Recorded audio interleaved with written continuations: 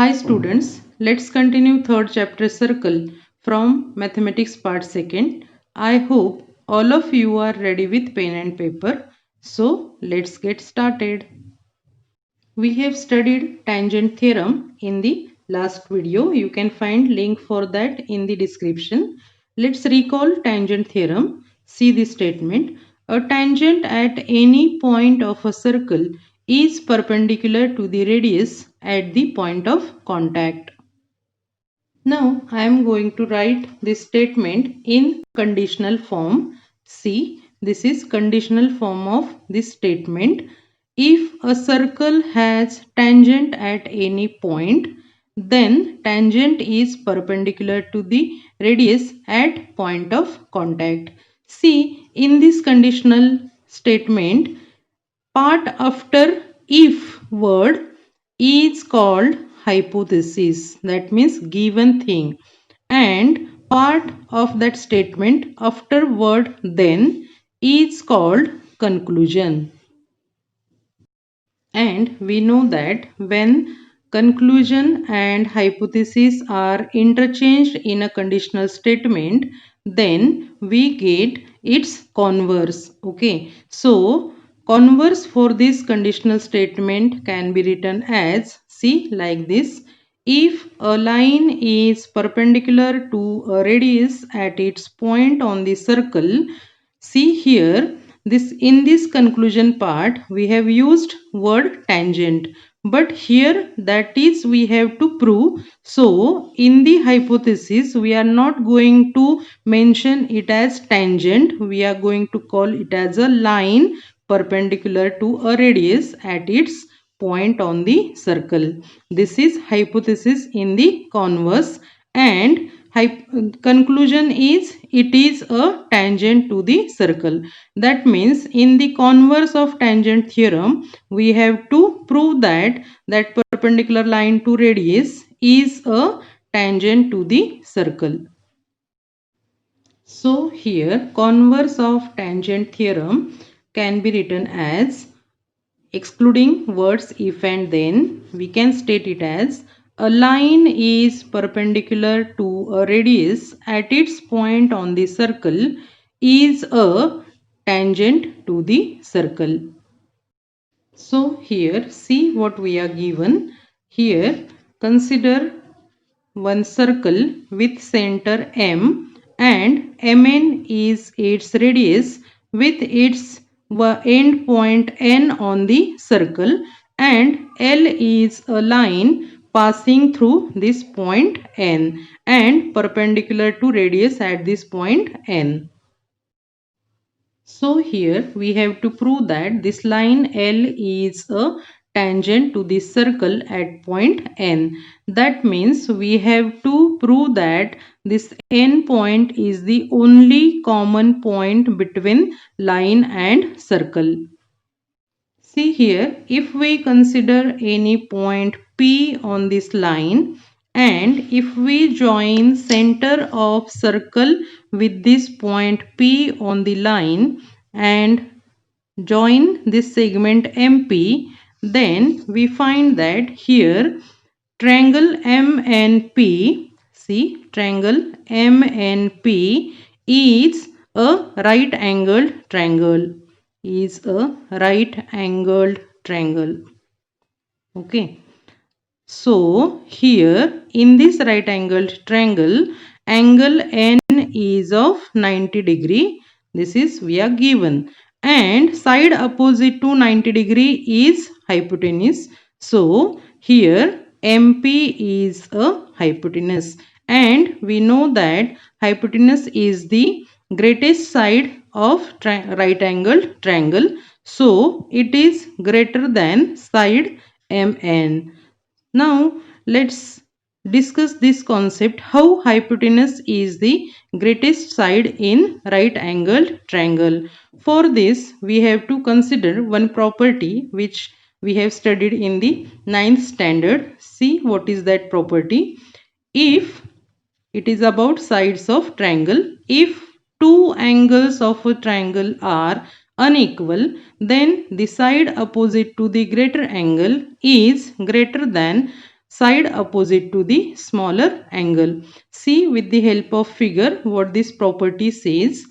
In triangle ABC, if angle B is greater than angle C, that means measure of angle B is greater than measure of angle C. So here this is given, and then what is conclusion? Side opposite to greater angle. So side opposite to angle B is side AC. So this AC is greater than side opposite to smaller angle. Here angle C is smaller angle. So side opposite to angle C is side AB. So AC is greater than AB. So with the help of this property, in right angled triangle, see, we find that in this triangle we find that angle N is of 90 degree, and this angle MPN is smaller than 90 degree. So this angle N is greater than angle P, and therefore side opposite to angle N, that is MP, and which is hypotenuse, is greater than side opposite to this angle P, which is MN. So this is reason behind this step. Okay, now with this step we reach to very important point here. See, since MP is greater than MN, here we say that this point P is not on the circle. See, if MP is equal to MN, then since MN is radius, we can say that MP is also radius and P is point on circle. But here it is not the case. Here MP is greater than MN. So point P does not lie on circle. That means in this way, if we check so many points on this line other than point N, then with the same reasons we find that no point on line L other than N lies on circle, and therefore N is the only point common to both circle and line, and therefore this proves that this line L is a tangent. See, that's great. We have just in the discussion we have proved the converse of tangent theorem. But this is just a theme. With the help of this theme, we are going to write this proof with mathematical steps and mathematical language properly. Okay. See, this is converse of tangent theorem. A line perpendicular to a radius at its point on the circle is a tangent to the circle.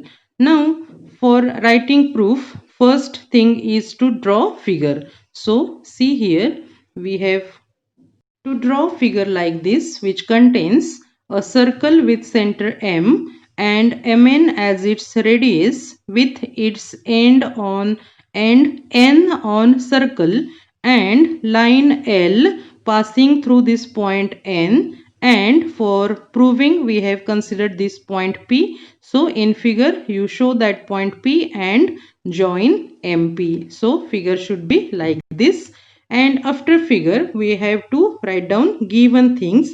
So see, for writing given things you use proper mathematical language. Okay, so M is the center of a circle, segment MN is a radius, and line L perpendicular to segment MN at N. So these are the given things. We have written them in perfect mathematical language. So and then we have to write down to prove what we have to prove. So here it is very simple to get what we have to prove. We have to prove that line L is a tangent to the circle. So now let's write proof. In proof you mention this point P. So take any point P other than N on line L.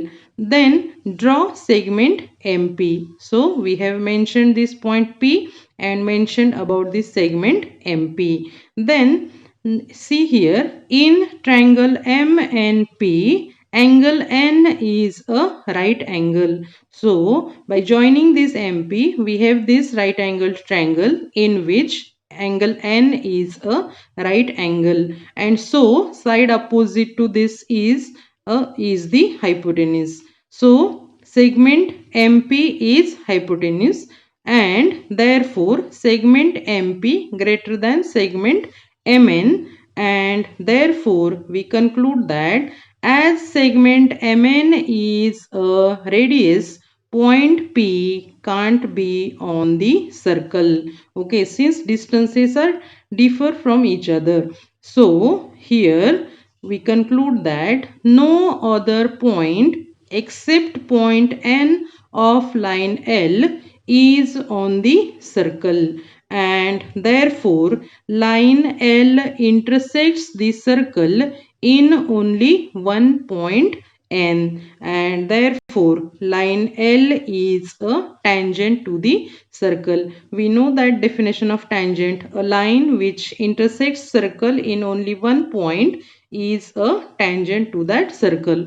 So with the help of definition, we have proved here that this line L is a tangent to the circle. So students, see how simple it is to write proof. Okay, with the help of this simple theme, we have proved the theorem and we have written it in a proper representation with proper mathematical language. Okay, so you get to know firstly theme, understand it properly, and then you think of writing the proof with the help of proper perfect mathematical language and represent it again properly. So you practice for writing proof of this theorem. Okay, so students, I hope all of you are getting this proof. Okay, let me stop here for this session now. We will continue this topic circle in the next videos. Thank you for watching. Stay connected.